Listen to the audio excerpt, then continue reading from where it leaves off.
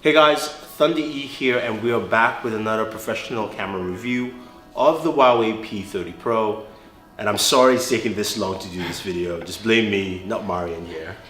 Well, But again, this is Mr. Marian Sell, who I've done these kind of videos with for about a year or so. yeah, a little longer. A little bit longer. We started with the Galaxy S9, we did the P20 Pro, which you really liked last year. Yes. So were you excited to do the P30 Pro this year? Yes, I was just really curious what they brought to the new phone, because the last one was a quite good product. Yeah. Yeah. So Marian did the usual thing. He took it out into the water. I know he went kite sailing and took a bunch of pictures. And we're going to check out what you thought of the P30 Pro and the photos he took.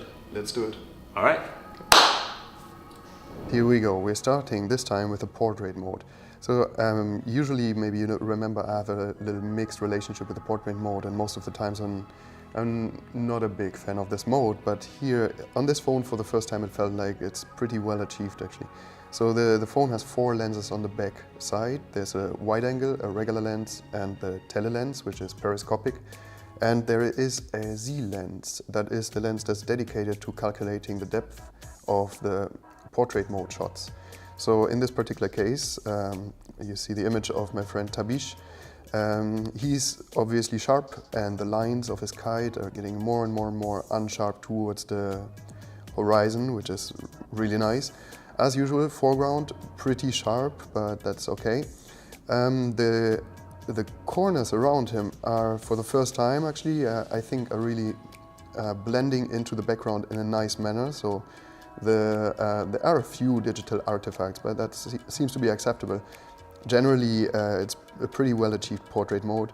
Same here with my friend Prashemek, who's obviously super stoked. And look how the unsharpness of the background kind of actually nicely stops at shoulder and neck and hat. It's pretty good. Another one of my friend Prashemek, and our usual go-to model, and it's so much fun. Like, the portrait mode really does some cool things.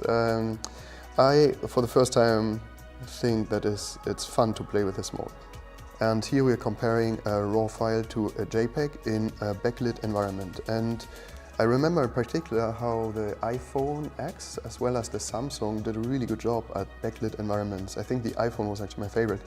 And the Huawei P30 had, when I first used it, had some very screaming candy-like color environments, and everything tried to look super happy. But it seemed like Huawei tamed their color spectrum, or tamed their color environment down a lot. So the JPEGs come in pretty color accurate, which is of course not a bad thing. But I guess if you would compare this now to a shot with the iPhone or the Samsung, you might initially be a little bit underwhelmed by the file you get out of the Huawei. But I wanted to show you one thing here, that is, because it's backlit and the Huawei does not really try to get too much HDR going on in the back in the dark, for example. I wanted to show you what happens if I try in the JPEG to push the shadows, and there is not a lot left. So it's definitely a good idea to shoot RAW, as well as maybe you recognize how sharpened this image looks now in JPEG. Comparing to RAW, this looks like a pretty neat file, and I can start pushing the shadows, and you get a lot of texture in the dark wetsuit of Tabish. So it's pretty useful in this particular environment, backlit environment, to shoot RAW. But I'm going to go into a tricky part of the RAW file in just a minute. Maybe you see how this file looks a little bit green compared to the JPEG, which looks much more neutral. Here we go. I did some action shots with Huawei with a long lens, which is great, because so they do something very clever with this phone. There's a periscopic lens inside the housing, which means that there is basically what you see when you look at the back of the phone is you see a mirror, and the lens is sitting inside the housing with optical elements, and it's being reflected through the mirror. So basically that gives you a longer optical element hidden under the surface of the phone, which is a very clever way of dealing with keeping the phone flat on the one hand, but having a great lens on the other hand. So, but the reason why I want to show you these photos, because I did a series of raw action photos in the ocean, and the long lens has a very hard time to getting the focus right. It is when you click on the screen and you tell it what to focus on, then it works, but it's very slow. As well as the phone requests you to hold the phone stable after a long lens shot has been taken, just to do some sharpening, and some software things are happening there. I don't know exactly what it is, to be honest. So I've got this shot here, which is accidentally in focus, and it's awesome because you even see Przemek's face, and it's not screaming. You can basically use this shot and put curves on it and do anything you want to it. But all the other shots here are basically out of focus. And the Huawei, the long lens, has a tendency to attempt to focus into the sky when there's an obvious subject in the foreground. So maybe that's a software thing they can ameliorate. Okay, and because I had a hard time getting the focus right at action shots with a long lens, I switched to the normal photo mode, which allows me to do burst shots. So here you go. This is pretty amazing. The burst is really, really cool. And you just hold the camera at your body, hit the button, and every photo is a pretty high resolution, great file. So this made me very happy, and this made my friend, of course, very happy. He was like having one of the waves of his life. Like, look at this. So the burst mode is really cool and fun. Just get the focus right. So the regular lens of the Huawei shoots 40 megapixel files if you want that. And I wanted to show you quickly one big thing about shooting with small sensors. So the center is in focus, and it's actually impressively sharp. You get lots of sand grains. Every little sand grain has its own details. That's amazing. But you lose the focus towards the edges of the frame, and you have a really, really drastic fall off of sharpness. And this is an environment where it's very obvious that you are operating a very strong sensor that is very small. Like a point-and-shoot camera would make a huge difference on this one.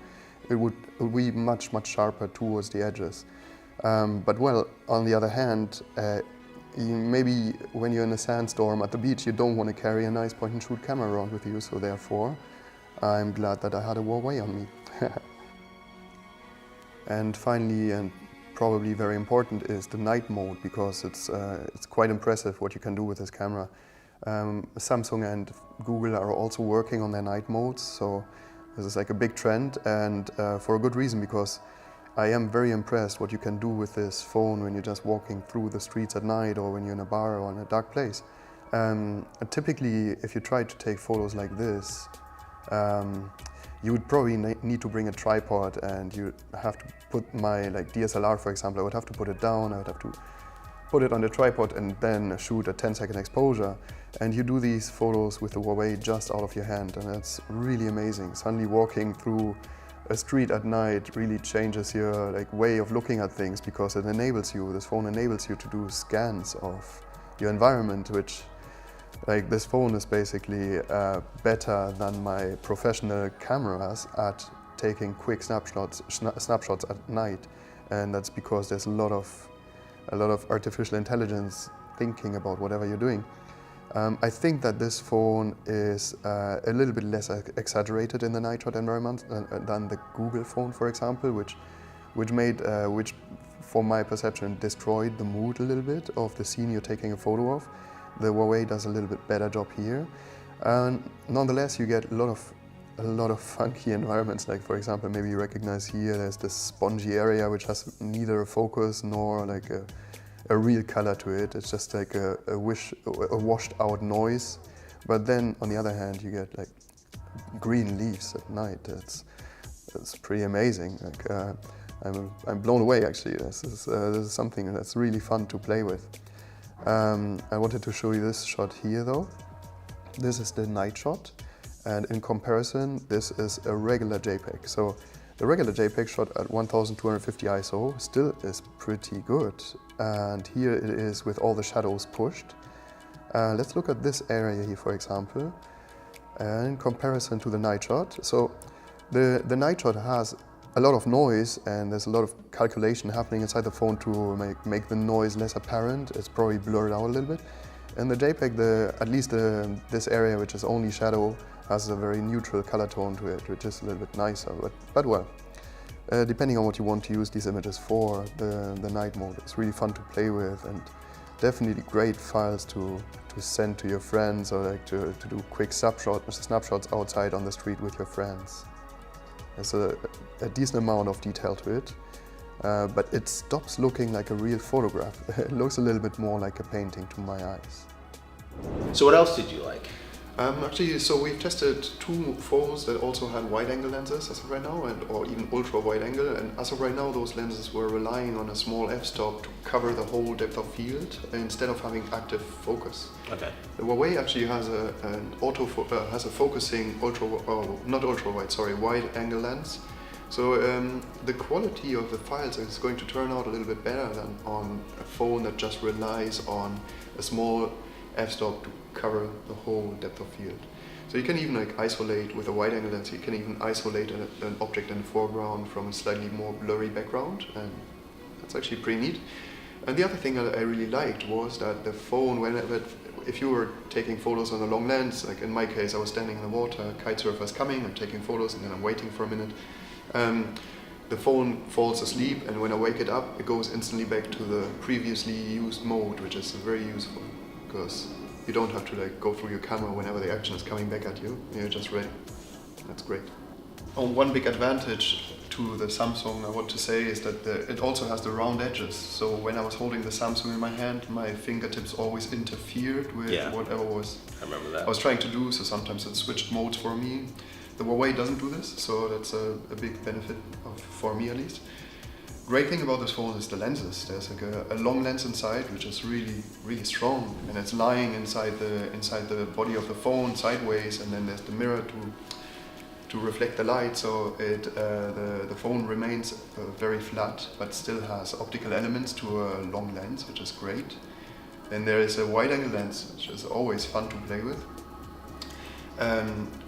Yeah, I want to say I'd rather have great lenses in my pocket in a phone than bad lenses. So this phone is definitely one of the big flagships on the market these days, I think. Okay, but you did run into some, I would say, some coloring issues, right? Yes, absolutely.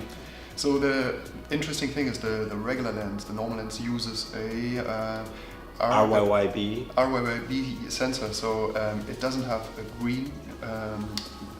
It doesn't receive the color green anymore, it receives twice yellow, and which is great because you get 40% more light into your sensor basically. On the other hand, Huawei leaves you behind with a problem. Like when you're shooting RAW files, they come in also very green. And now you can choose between buying yourself a color card, which is about $80 to $130, and putting it into all of your RAW file frames just to get like color calibration. Or you have to use one of those to create a profile that you can then basically paste on all your incoming RAW files. But that's where things become very techy. Seems like Huawei left us alone with not really giving us an easy solution to fix the colors. They're coming in very, very green. Actually, a red flower suddenly as a RAW file looks orange and not red, or like an orange car looks, like yellow instead of orange. Yeah. It's kind of funky, but it's obviously not what you want. On the other hand, the JPEG files come in pretty color accurate. Yeah, I think it's something that if whatever profiles that Huawei is using to calculate on the JPEG, they should provide that at least so that in Adobe or something like that you can actually use to edit, because that would be an easier process for people using RAW files. Yeah. All right, cool. So it sounds like you really enjoyed this camera. Yeah, I did actually. Yeah. It was fun to play with. It's a great little tool to have in your pocket. Okay. All right. So far this year, I know we've only done two. Yeah. But is this more to your liking so far this year? Yeah, of course. Yeah, especially like having a serious long lens in your pocket. Of course, it's always like the best camera is always the one that you have on you, and I sometimes struggle with bringing a DSLR to the beach, for example. So therefore, I can take some cool snapshots with a cell phone. Like it's a good replacement for me. Cool. All right, guys, there you have it. You've heard it from Marian. He likes the P30 Pro. There's some issues that he would like to see sorted out. Yeah. Hopefully, Huawei can sort it out with the Mate 30 Pro coming out later this year. We'll see what happens with that. But if you want to check out and follow Marian himself, I have links for his social media. He's an excellent photographer. I mean, he does fantastic stuff. So definitely check it out and follow him on Instagram. I'll have a link for his Instagram channel there as well. Otherwise, thank you very much. I appreciate you guys watching. Again, sorry this was late. You know, things happen. But till next time, hopefully you enjoy this, and thank you. See you next time.